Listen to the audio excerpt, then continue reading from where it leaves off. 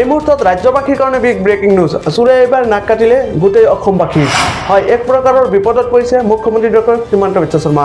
এগৰাকী ৰাইডাৰৰ কেৱল মাত্ৰ অসমত অহাটোৱে তেওঁৰ জীৱনত কাল হৈ পৰিল। বিপদত পৰিছে এগৰাকী ৰাইডাৰ। বৰ্তমান সময়ত অসমৰ সংবাদ মাধ্যমৰ হেডলাইন হিচাপে চলি আছে সংঘটিত হৈ যোৱা এটা চুৰিকাণ্ড। হয়, চুৰিকাণ্ড মাজে সময়ে সংঘটিত হৈ থাকে, সেইটো স্বাভাৱিক কথা। কিন্তু এইবাৰৰ চুৰিকাণ্ডটো অলপ বেলেগ। এইবাৰৰ চুৰিকাণ্ডই গোটেই অসমবাসীক লজ্জাজনক কৰি পেলাইছে, গোটেই অসমবাসীৰ নাক কাটি পেলাইছে কেৱল মাত্ৰ এটা চুৰিকাণ্ডই। এগৰাকী জনপ্ৰিয় ইউটিউবাৰ ৰাইডাৰ ননী ঘৰ তাইৰ উত্তৰাখণ্ডত। ইতিমধ্যে ভাৰতৰ বিভিন্ন ঠাইত ৰাইড কৰি আছে আৰু মানুহক সজাগ কৰি আছে, নাৰী সবলীকৰণ কৰি আছে। ভাৰতৰ ইতিমধ্যে বিভিন্ন ৰাজ্য, পশ্চিমবংগ, উত্তৰাখণ্ড, জম্মু কাশ্মীৰ সকলো ৰাজ্য ঘূৰি আহিছে। কেৱল মাত্ৰ নৰ্থ ইষ্ট অৰ্থাৎ গুৱাহাটীত সোমোৱাৰ লগে লগ তেওঁৰ বাইকখন চুৰি হৈ গৈছে। হয়, এই মুহূৰ্তত ৰাজ্যবাসীৰ কাৰণে অতিকৈ লজ্জাজনক এটা ঘটনা, কিয়নো এই চুৰিকাণ্ডই গোটেই অসমবাসীৰ নাক কাটি পেলাইছে। উল্লেখনীয় কথাটো হ'ল ৰাইডাৰ ননী, তাই ইতিমধ্যে বিগত 6 মাহ ধৰি ৰাইড কৰি আছে, গোটেই ভাৰতবৰ্ষখন ৰাইড কৰি আছে। ভাৰতৰ বিভিন্ন ঠাই ইতিমধ্যে তেওঁৰ ৰাইড কমপ্লিট হৈছে। কেৱল মাত্ৰ নৰ্থ ইষ্টত সোমোৱাৰ লগালগ অৰ্থাৎ নৰ্থ ইষ্টৰ প্ৰথম অসম ৰাজ্যত সোমাই কিনে গুৱাহাটীত উপস্থিত হৈছিলে মাথো, লগালগ তেওঁৰ বাইকখন চুৰি হৈ গ'ল। এই চুৰিকাণ্ডই গোটেই অসমবাসীক লজ্জাত পেলাইছে, গোটেই অসমবাসীৰ নাক কাটি পেলাইছে এই চুৰিকাণ্ডই। ইতিমধ্যে ৰাইডাৰ ননী থানাত এজাহাৰ দাখিল কৰিছে, তেওঁৰ বাইকখন চুৰি হোৱা বুলি থানাত ইতিমধ্যে এজাহাৰ দাখিল কৰিছে।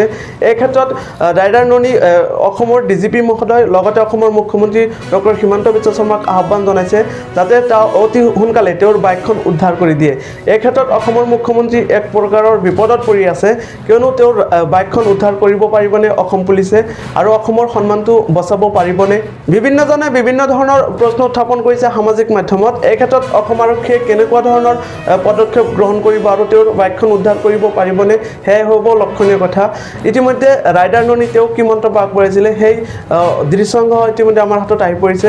সেই ভিডিঅ'টো চাওক আৰু এই ভিডিঅ'টো যিমান পাৰে শ্বেয়াৰ কৰক যাতে সকলোৱে জ্ঞাত হ'ব পাৰে যে কেৱল মাত্ৰ এটা চুৰিকাণ্ডই গোটেই অসমবাসীৰ নাক কাটি পেলাইছে, গোটেই অসমবাসীক লজ্জাত পেলাইছে কেৱল মাত্ৰ এটা চুৰিকাণ্ডই। এই চোৰজন ধৰা পৰিবনে? এই ভিডিঅ'টো যিমান পাৰে শ্বেয়াৰ কৰক। मैं गुवाहाटी आसाम में हूँ और यहाँ से हमारी बाइक चोरी हो गई है। और जिन लोगों को नहीं पता है, मैं हूँ राइडर नॉनी और लगभग 6 महीने से मैं अपने घर से निकली हुई हूँ और पूरे ऑल ओवर इंडिया में राइड कर रही हूँ 30,000 किलोमीटर की, जिसका मोटिव है वुमेन एम्पावरमेंट। और मुझे इस बात की बहुत हैरानी हो रही है कि अपने भारत देश की आधे से भी ज़्यादा जगहों पे मैं राइड कर चुकी हूँ और आसाम गुवाहाटी आने के साथ ही यहाँ से हमारी बाइक ही चोरी हो गई। तो नॉर्थ ईस्ट में एंटर करने के साथ ही कुछ और लोगों ने भी मेरी इस राइड को ज्वाइन किया था और हम लोगों का प्लान था कैंपिंग करने का। लेकिन कल शाम हम गुवाहाटी सिटी पहुंचे तो हमने स्टे के लिए यहाँ पे गेस्ट हाउस लिया, जहाँ लगभग 2:30 बजे हमारी बाइक गायब कर दी गई। अभी मुझे आप लोगों के साथ की बहुत ज़रूरत है।